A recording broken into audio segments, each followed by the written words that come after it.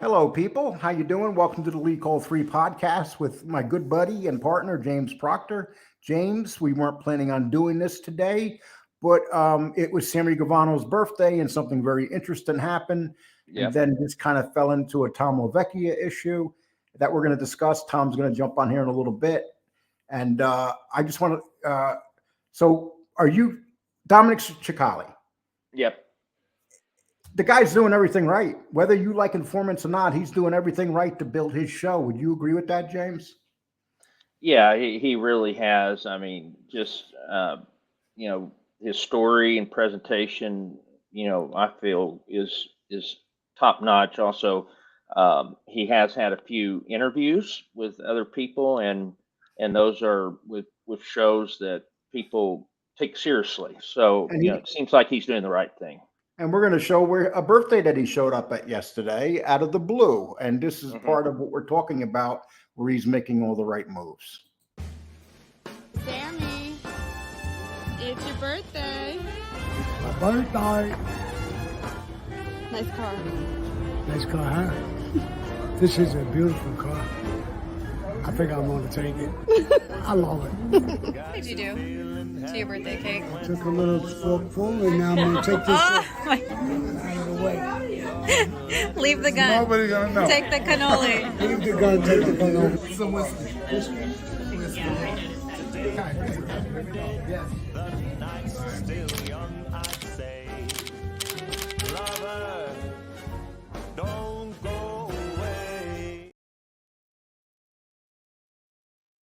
You're on mute.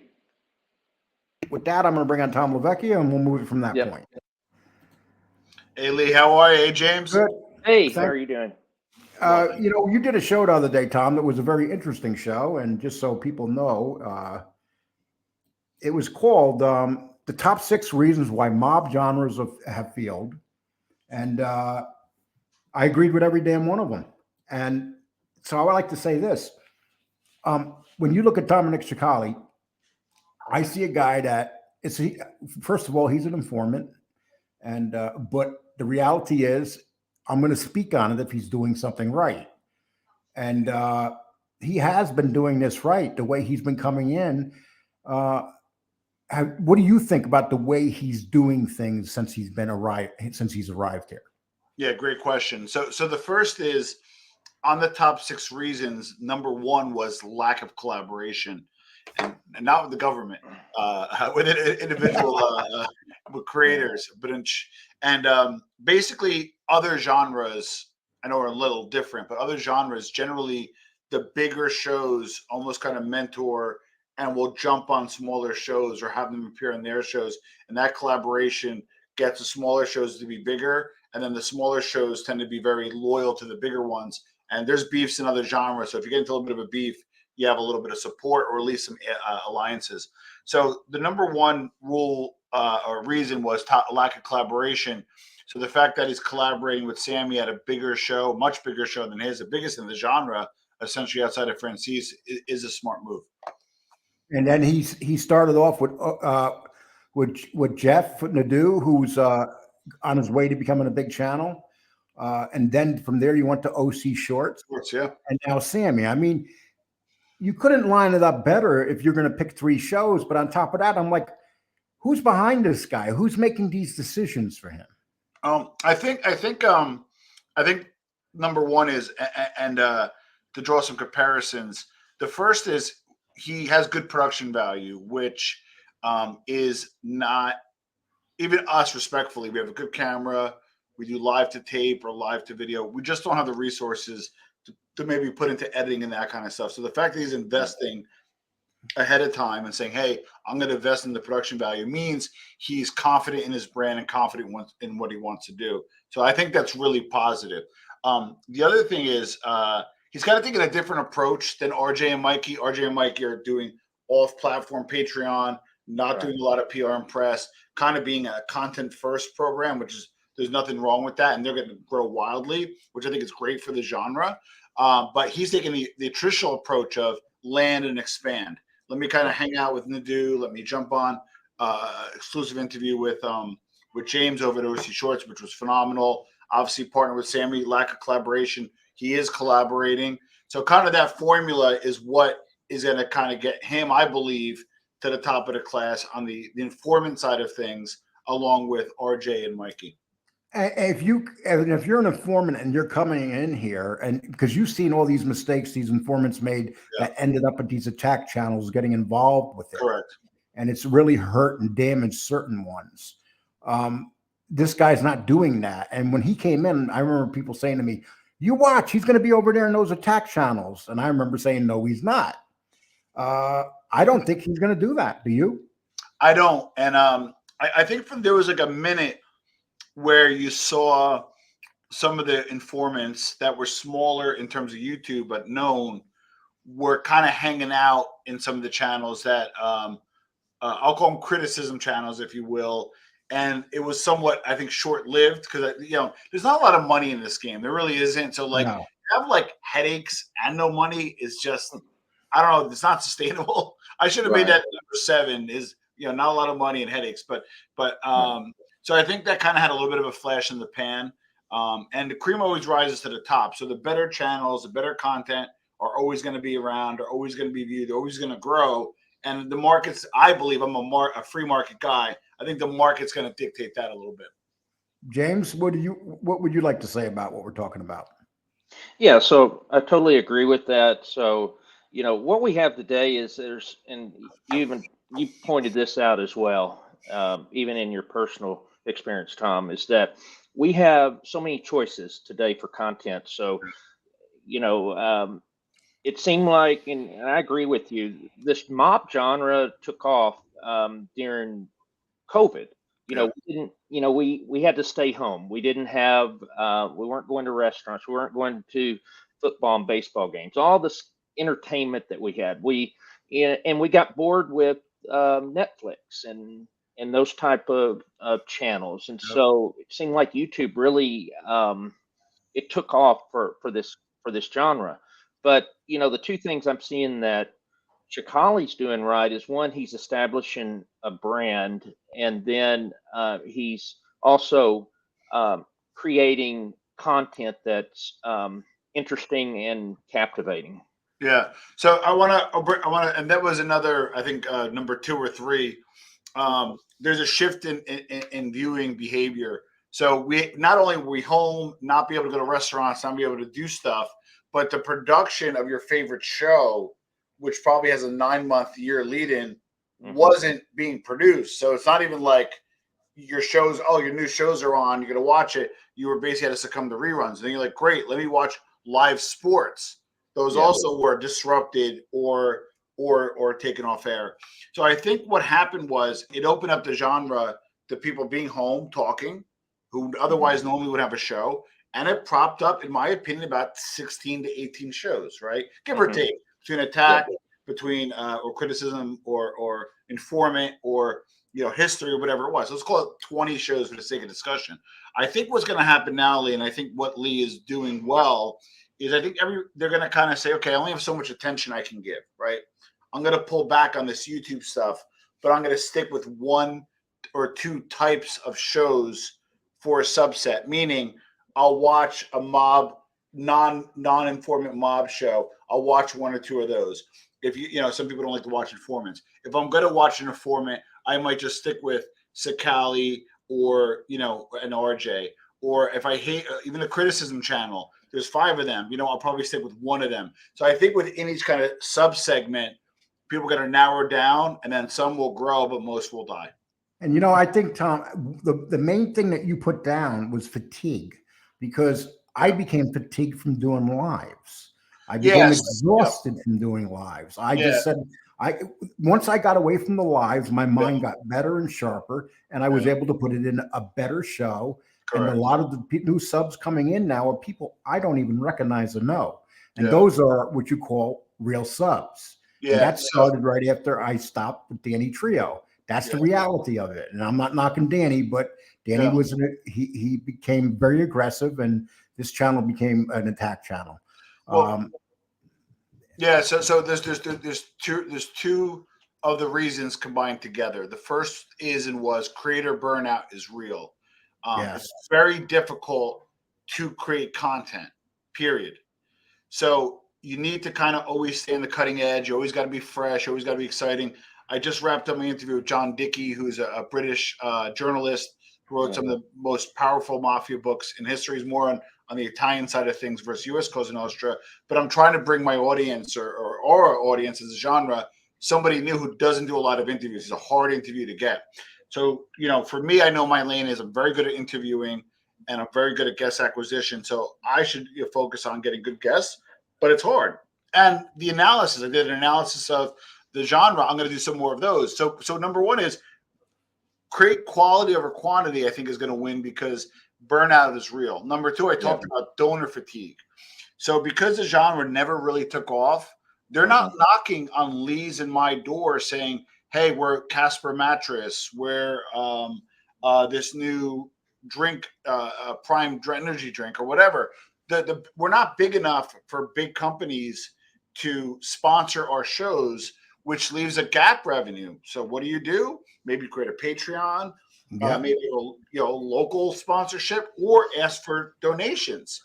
And asking for donations, I want to make this very clear, is not only okay, it's a free market right, if you will, right?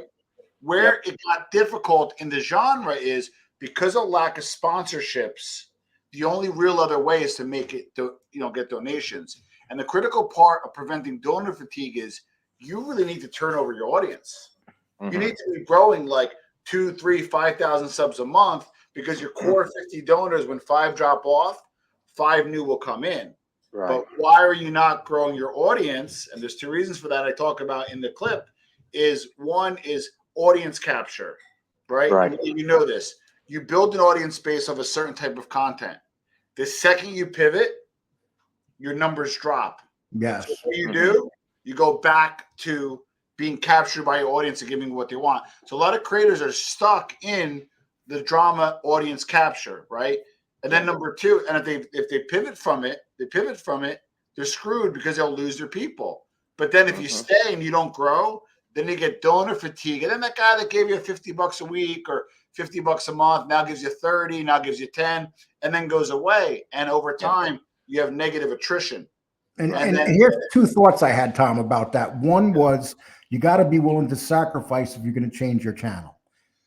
I sacrificed by not doing as many lives. I cut down my money.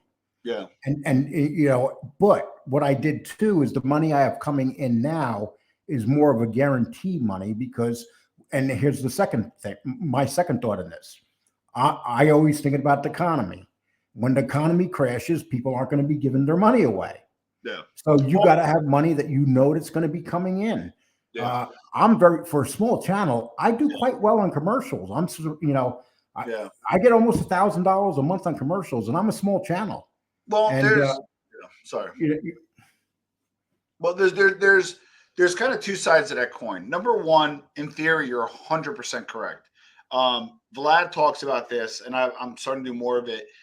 You could be an asset-based channel or a service-based channel. An asset-based channel is you create content, it's evergreen, you put in clips, you put on shorts, you put regular. These are assets that you own, and you put them out in the world. And as they grow, you make money off of AdSense. Again, the challenge to that is you got to have really good content to keep creating those assets, right? Like you don't have for example, if you have a sponsor and you say, hey, check out this sponsor, and then a year later they're out of business, it ages your video. So if you want to go to an asset-based model, what you're looking to do, you just keep creating assets. And that's going to be the tortoise, right?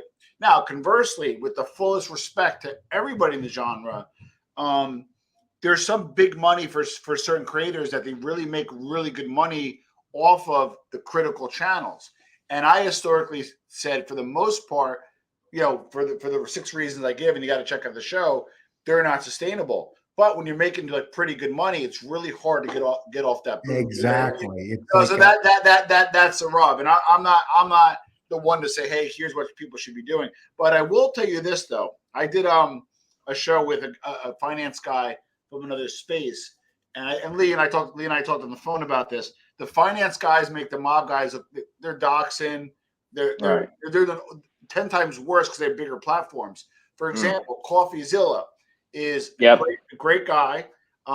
He calls out scammers, right? Yep, Doesn't take any exactly. outside money, only Patreons.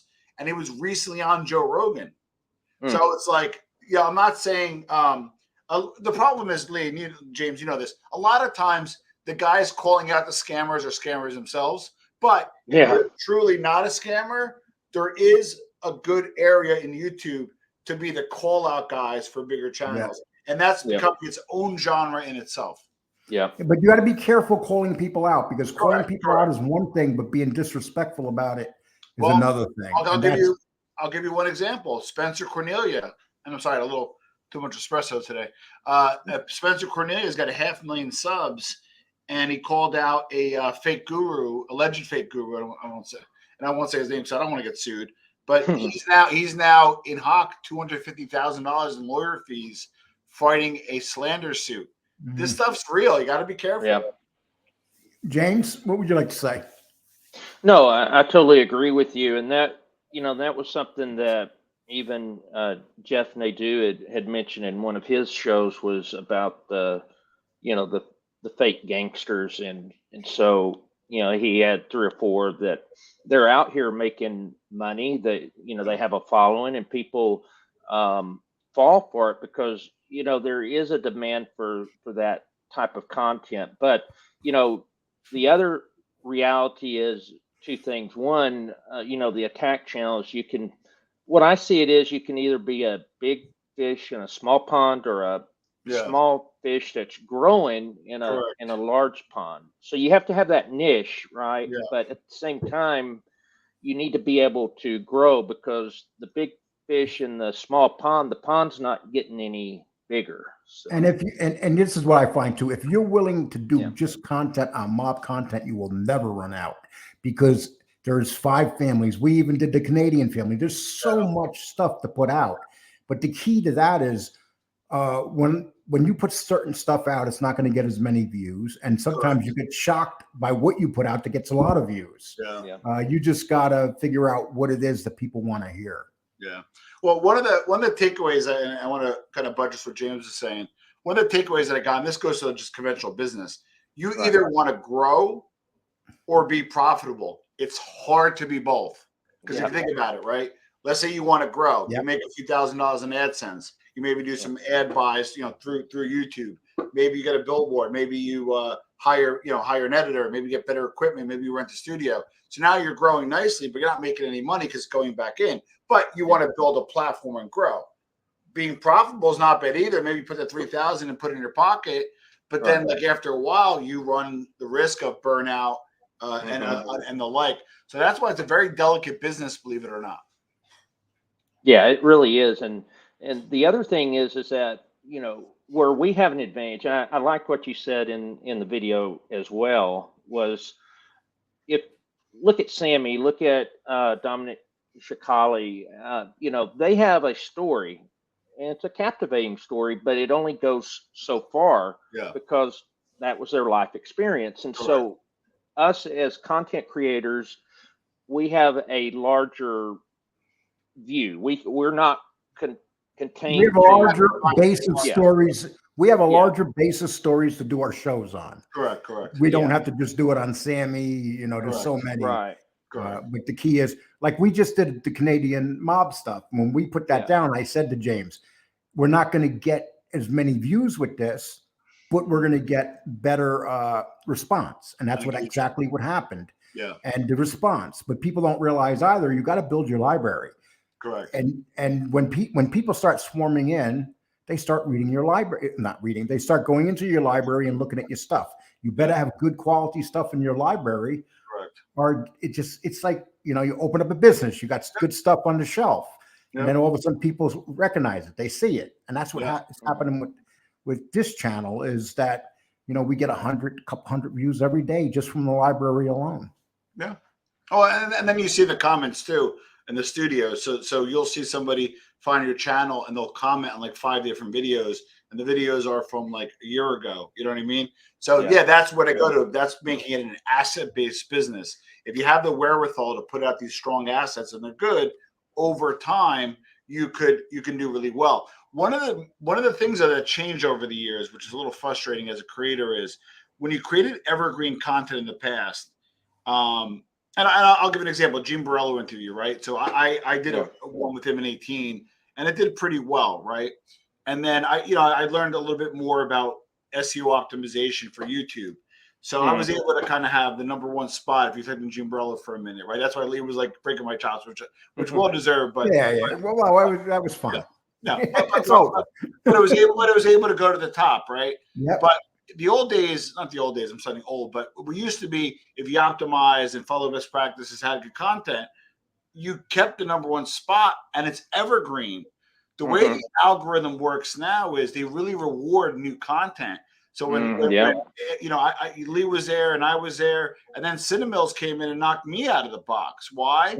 Because they had a little better production value, better engagement, and it was newer. So that's the rub. So like evergreen content lives forever, but it doesn't stay there forever. That's why. Listen, they want you to do two things. They want you to make new content on a continuous basis to keep it fresh. So people stay on the platform and buy ads. That's it. Yeah. People watch ads. That's it. That's the name of the game. You know? And that's what's been happening. Like I'll give you an example. The average amount taken in is $6 per thousand. They're almost paying me $10 per thousand. That's very good, by the way. Very good. And it's because of people staying on. People don't realize watch time is everything. Yes. In this business, and we get long watch time, especially in the middle. And these are things that they recognize. So when people are building their channels, they just got to remember. I would say that right now you got to just make sure you keep putting out good quality product and stay the hell out of the fights. Well, that was the other thing. I didn't touch on this as much as I would like to in that video, and I'm glad thanks for having me on again, James. Sure. Is in the suggestions, they take the like-minded shows. So like there was one point where Lee's show was one of the biggest referrals for my show, and I probably pop up at Lee's studio as well. So in the same genre, and that's what I was trying to say, in the same genre, we don't have to agree. We don't have to like each other, but we at least work each other as a community to raise, high tide raises all ships, to try to work together to say, hey, I don't like you don't like me, that's fine. But I'm going to be suggesting your content in the algorithm, whether you like it or not, and you're going to do the same. So how weird is it if like one of Lee's people come get to one of my shows and it's in the title, Lee Cole's a jerk and I hate you. Well, then they're either going to watch and be like, well, what are you doing? I like Lee. So now we lose that synergistic effect. And again, by not collaborating like we are now, we help each other out. And these are just simple business YouTube practices. And the other part is, and it's not the street, man, is people conflate. I didn't get into it as much, but people conflate the mob genre with the mob. It's like, no, stop it.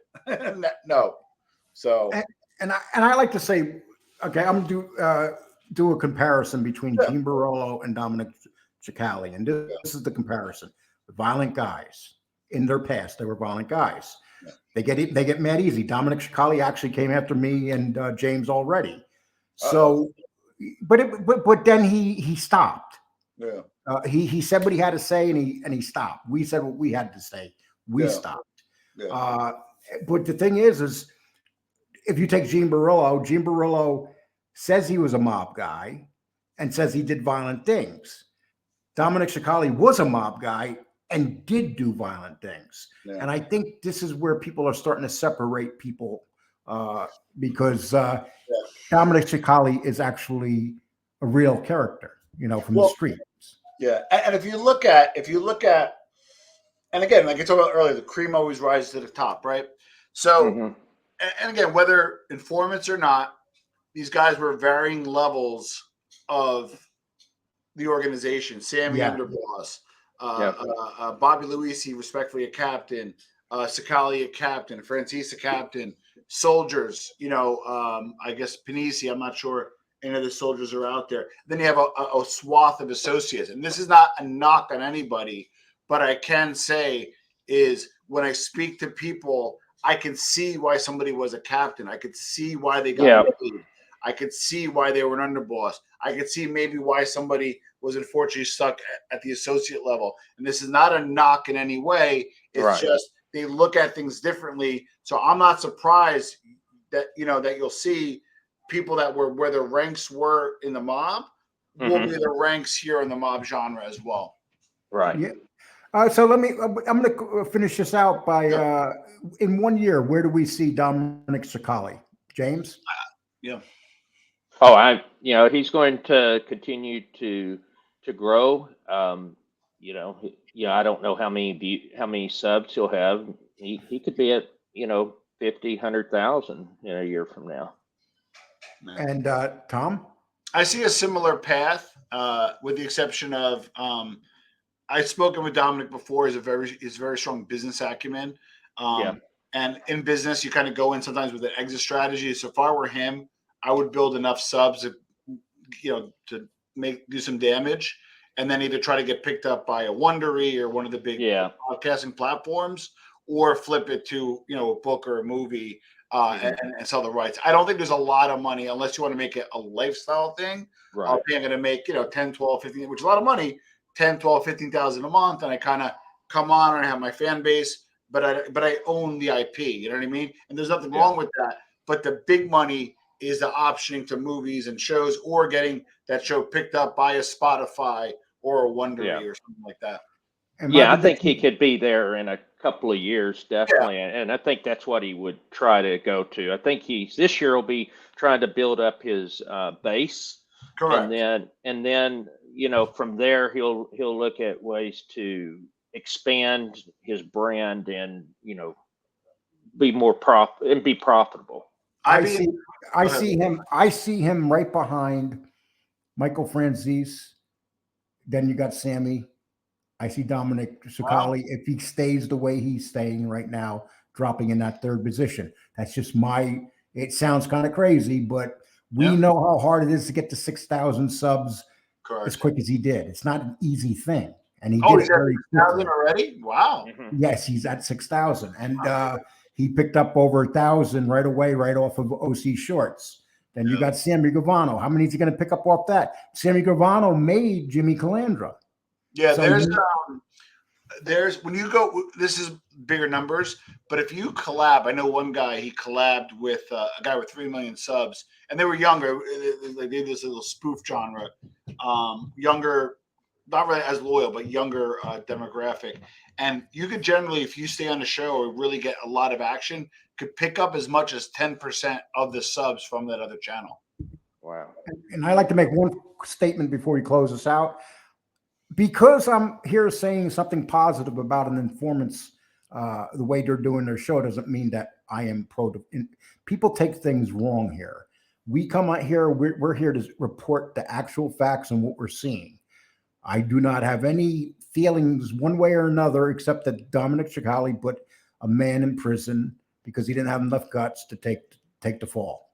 But after that, what he's doing here, I'm going to be honest about it. So that's all I have to say about that. I don't want people to get weird shit in their head. James, how would you like to close it out? No, the same way. I mean, this is an interesting conversation. I like the discussion of the business side of things, but by seeing Tom's video, I just thought it was interesting that both of you kind of had a similar conclusions coming about it separately, but it came together. And I did not even see Tom's, I didn't even see your video, Tom. And when it's just weird that, when it's not weird, it's like, if you have some common sense, just common sense. And this is all about common sense right now, because people who don't have it ain't going to make it in this. Well, and the other thing is the spirit of doing the video, and it wasn't meant to be negative, and it wasn't, believe it or not, it was actually a very macro view. It wasn't meant at all for one particular person. No, it was an honest video. It was an honest feedback for the genre. And believe it or not, although it predicts the end of it, there was a sense of trying to save it, that if other creators could watch it, could say, you know what, maybe I can prevent my demise if I follow some of these principles, And I will be putting your link underneath this video when I put it out. And I got a great interview coming up. I'll be dropping in the next day or so. Nice. But with that, I'd like to say thank you, everybody. Tom, please stay here. I want to talk to you real quick when we put. Everybody, thank you. Please, here's what I forget to do, people. I forget to tell you to sub to my damn channel, to hit the like button. And if you want, you can send me some money. If you don't, Hit the thanks no button. problem.